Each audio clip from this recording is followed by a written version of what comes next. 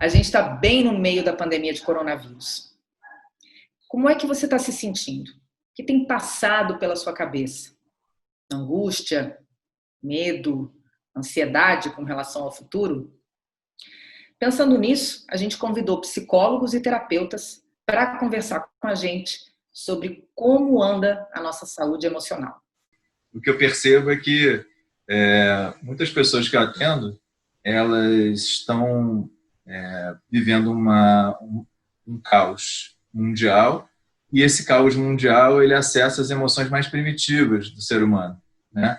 E essas emoções primitivas eu resumiria, a grosso modo aqui, com emoções maniqueístas, ou seja, a divisão entre o bem e o mal. Essa divisão entre dois lados, essa divisão extremista entre dois lados, faz com que as pessoas tenham muita raiva de quem está fazendo o oposto do que elas estão fazendo. Quem está confinado tem ódio de quem está na rua, né? E vice-versa. Então, as pessoas se dividem, né? E com bastante ódio, bastante raiva. Eu acho que tem uma situação agora não opcional de necessidade de negociação do convívio, negociação dentro de casa. É engraçado, estranho, né, ver como pessoas que sempre viveram juntas estavam tão no automático, porque agora todas confinadas, inclusive divisão de tarefas, inclusive a negociação da privacidade. É interessante ver como que isso, de repente, virou um problema. A negociação das responsabilidades, e inclusive o conceito de responsabilidade, usando um pouco o que o Bruno falou, quão responsável eu sou se eu resolvo ir à rua. O que eu percebo é que as pessoas entraram no medo porque entrou a questão do risco à vida, porque as pessoas elas precisam de, às vezes, um gatilho para poder mostrar a rigidez e a própria desconexão que já existe.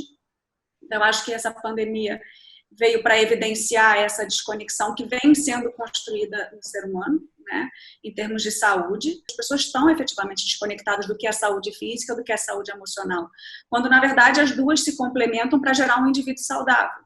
Porque parece que tem uma hierarquia agora, que a prioridade é defender a sobrevivência do corpo físico. Mas aí você mata a sua alma. E a saúde mental, como é que fica? Quem está dentro de uma casa num ambiente abusivo? Talvez uma volta na praça todo dia seja a diferença dela surtar, ou dela enlouquecer, ou dela ser vítima de uma violência. Como a discussão das responsabilidades e da divisão de tarefas, a negociação do convívio está muito focada em coisas muito práticas e pragmáticas, tipo, bota a máscara, não bota, como é que limpa o sapato, mas a negociação da manutenção da saúde emocional, eu acho que ainda está pouco conversada, pouco negociada e pouco valorizada. Eu acho que a vida ficou menor. Não é que a vida tenha parado ou que a vida tenha deixado de acontecer, mas efetivamente a vida diminuiu de tamanho. Nós sairemos num tamanho menor do que o nosso narcisismo queria. Nosso narcisismo foi profundamente abalado nesse episódio. Nossas identidades foram profundamente abaladas. Se a gente vive numa cultura da performance, da atividade, mesmo a quarentena ela tem que ser performática, ela tem que estar vinculada a uma ideia de produção, e o que a gente vê é que nada disso realmente funciona. Nós fomos obrigados, nós fomos interrompidos. Agora eu estou sentindo mesmo fases. Eu estou sentindo a pandemia, até comparando as fases do luto, né, que a gente sabe, né, aquelas fases do luto, né, que a gente tem, de negação, de barganha, para chegar na aceitação. Eu estou sentindo um pouco isso, e essas fases não necessariamente elas estão se fixando. Eu estou dizendo isso olhando para mim, primeiro, olhando para clientes e alunos, olhando para amigos, olhando para a família, olhando para as pessoas em geral, né? Então tem assim uma dança dessas fases, né? Ora muita raiva, ora medo, ora aceitação, resiliência. Então eu já estou vendo adaptação inteligente, novas formas de viver, né? E isso eu estou percebendo, então, estou sentindo esse momento assim como fases que estão pulsando. Uma profusão de discursos esperançosos. Esse episódio irá fazer com que todos nós tenhamos uma chance de modificarmos nossos hábitos, nossos consumos, um mundo melhor virá.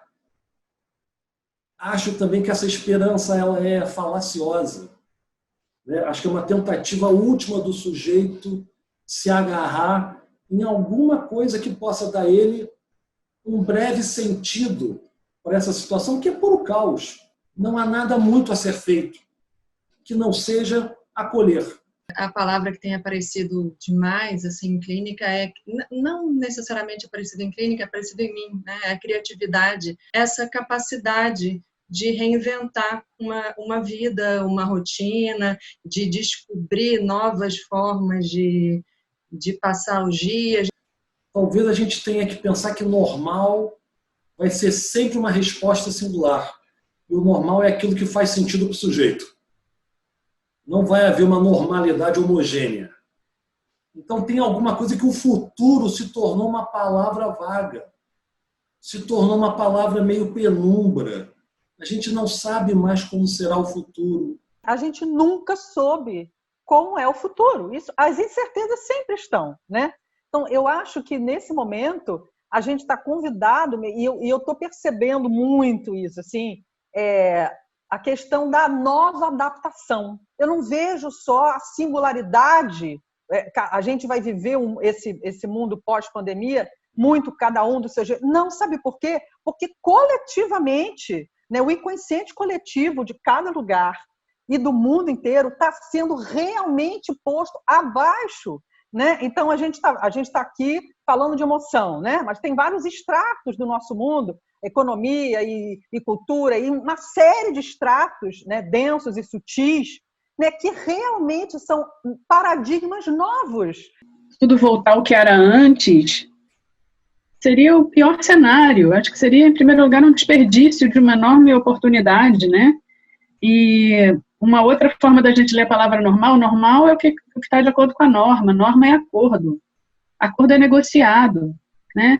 Então, eu acho que, para o bem ou para o mal, a gente está passando por uma experiência super intensa de ver coisas que podem ser feitas de outras formas, novos acordos necessários ou novos acordos possíveis.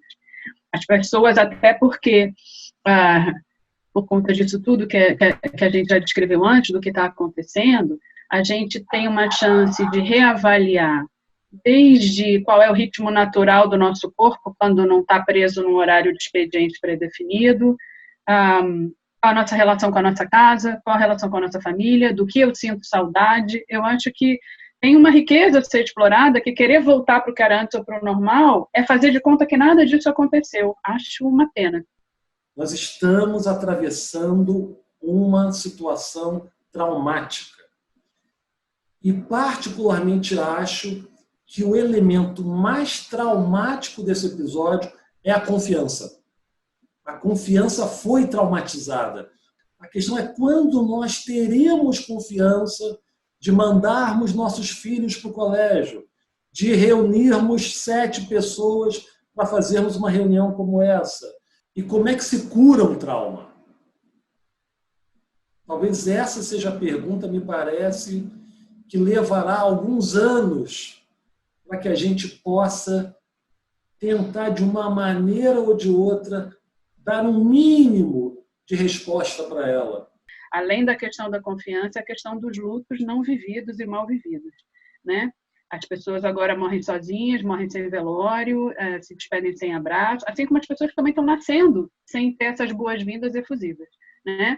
Então, eu acho que essa questão do luto também, esse grande trauma que a gente vai viver para além da confiança, eu acho que precisamos falar sobre a morte. A gente sabe que o ser humano ele evoluiu incorporando o material genético dos micro-organismos. Os nossos genes têm muito mais material genético de micro-organismo do que gene humano. Então, a socialização, ela veio por incorporação de material genético viral. Então, quanto mais a gente está em sociedade, mais a gente troca vírus, e são essa carga genética viral que dá a gente a capacidade de engajar e de se socializar. Então, quando a gente coloca as pessoas em isolamento, a gente tira a capacidade do corpo humano, fisiologicamente e biologicamente, de evoluir. Não tem mais futuro, o futuro acabou. O futuro vai ter que ser inventado.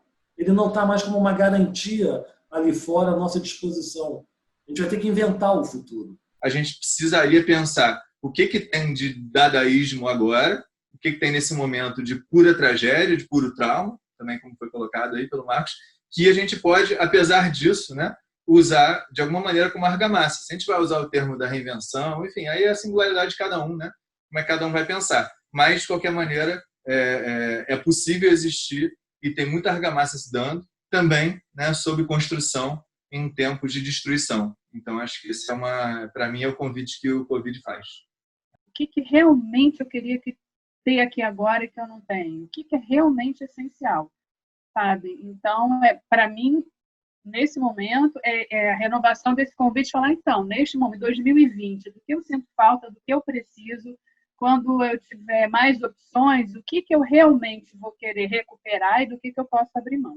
Não dá para ter acesso a tudo, não dá para ler tudo, não dá para ver corpos no chão no Equador, porque não tem onde enterrar. Acho que tem aí é fundamental uma espécie de uma membrana, um filtro, que não se confunde com alienação de forma alguma, não se confunde com negação, mas algum elemento que possa funcionar como uma espécie de peneira para que você possa ter as informações, mas que você não fique intoxicado por elas. Quando a pandemia se estabeleceu, eu pude confirmar tudo que eu venho estudando.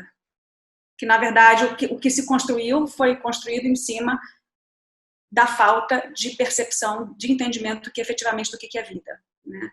Então, e aí eu que sempre fui avessa, eu tenho rede social, mas sou um pouco avessa, eu sou tímida para falar e para me expor, percebi que uma das coisas que essa pandemia fez foi me chamar para compartilhar esse conhecimento de uma forma mais aberta.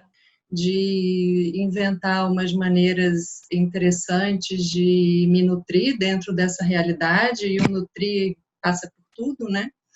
Então, acho que o convite tem sido esse, assim, descobrir